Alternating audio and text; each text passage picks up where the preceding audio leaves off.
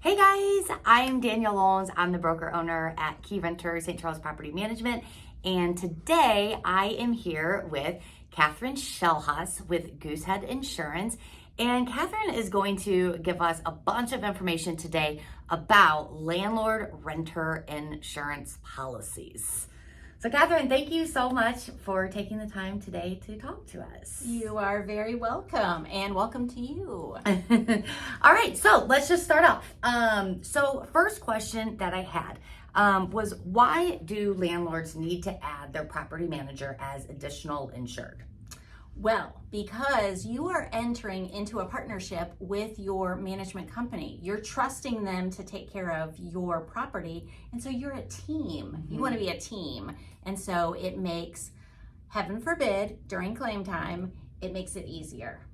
Okay, because it aligns us, yes, right? Yes, we're on the same page. We're on the same. It's not three people. It's us together. Yep. Yeah. Okay. Yeah, cool. Yeah. Cool. Awesome. I like it. Yeah. All right. So, and then can you explain to me a little bit about what exactly is an umbrella policy? Ooh, an umbrella is something everyone should have, because rainy days happen. We know everyone went through COVID. 2021 was no joke. It happened. But an umbrella policy is an extension, an umbrella as it is, over your existing underlying liability coverage. Okay. So your renter's policy or your landlord policy has a cap of liability, and then an umbrella goes above and beyond that. Okay, so an umbrella policy gives you additional coverage beyond what you have in your initial policy. Yes. Okay. Yes, it gives additional liability coverage above and beyond what you already have. Okay. And usually it's in $1 million increments, and it is surprisingly affordable. Okay. All right. That's good to know. Good to know. All right. So next question. Why is requiring renter's liability insurance so important? Oh my goodness. Well, because stuff happens. And so when you require that your renter has renter's insurance, they're looking at their stuff. They want to protect their things, but you also want to protect your interests. Mm-hmm. And so you want to make sure that, yes, they're protecting their things, but also liability of what might happen in your property. So that's like if the tenant would be cooking something on the stove and they fall asleep and they burn part of the kitchen down, that's what that liability insurance would cover, correct? Yes, that is correct. You have a really good grasp of this. Yay! Can't tell I've been doing this for a little while, huh? Okay, cool. So what is the difference between renter's insurance and a liability insurance policy for a renter? Okay, so just renter's insurance would cover the renter's belongings. You really want to have a comprehensive renter's policy. So if you are the renter, you want to make sure you have liability as well as content, as well as water backup. And if you throw an umbrella in there, that'd be even better.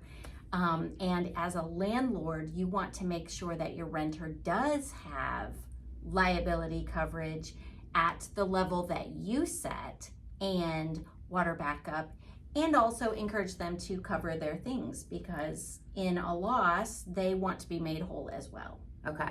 So if you're a landlord and your tenant just comes to you and says, yes, landlord, I have renter's insurance, you shouldn't just take them at the word. You need to make sure to actually see that policy and see that they do have that liability in place as well. That is correct. That is correct. You want to make sure that you set the standard for those coverages, because it is your name on the deed of that property, and you want to make sure that everybody is appropriately covered. And also you want to make sure that you are listed as an additional insured, as well as your property management company. Because that way, any time the policy would be canceled or changed, then you are also in that communication. Yes. Yeah. Yes, exactly. Okay, cool. All right. And then, so talk to me about landlord insurance. What types of things should a landlord have on their policy? Like what, like loss of coverage, for example. Like what is that exactly? Okay, so there is a line of coverage that is available and is called loss of rent. Different policies call it different things, but basically it's loss of income, loss of rent, and it's exactly what it sounds. So if, heaven forbid, there is a loss, there's a either a, you know what I mean, if there is a covered loss and the tenant is not able to use their home for a period of time, they obviously have to go live somewhere else, and so they won't be paying you rent, and loss of rent reimburses you so that you don't have that gap in your income. Okay. Yeah. What other kind of additional items would you recommend for a landlord to have in their policy? Like, so we talked about kind of an umbrella policy, a loss of rent policy. Yes. What else? Anything else? So you definitely want to have high liability coverage, and you want also to have, you might want to consider, depending on where you are, to have earthquake or flood. Certainly if you're in any danger of that. And last month, what was it, last month, 2 months ago, where those unseasonable rains, those flash floodings happened? A lot of people that were in low risk zones got flooded. And so it can happen. It can happen. So definitely that, theft, all the basic coverages, and water backup. Okay. Yes, because water doesn't always flow the way it's supposed to. Gotcha. Okay. So would that include if like a sewer would back up in the basement? Yes. Okay. Yes. So you need water and sewer backup. Okay. Yes, that's exactly right. That can happen. Or one of your tenants might have a 2-year-old and they decide to stick a toy in the toilet. Yep. Okay. That happens. Yeah, it happens. It does happen more times than what you would think, unfortunately. So. Yes. Okay, cool. And then another question here is it true that an insurance company may offer the landlord a discount if their house is being managed by a property management company? Yes, that is true, because the insurance carrier wants to know that you are a good risk. And so I know when I'm quoting, those are the questions that are asked. Is this managed by a property manager? Do you have any water mitigation? Do you have a water sensor? Do you have a security system? And is your property manager vetting the renters? It always asks, do you do property inspections? By the way, do you do property inspections through your company? Oh yeah, absolutely. Excellent. Once a year, at least once a year. We walk through. We actually have a licensed home inspector doing them right now. Do you do background checks on your tenants? Always. What? Yeah. Wow, We do that's it all. awesome. Yeah, we do it all.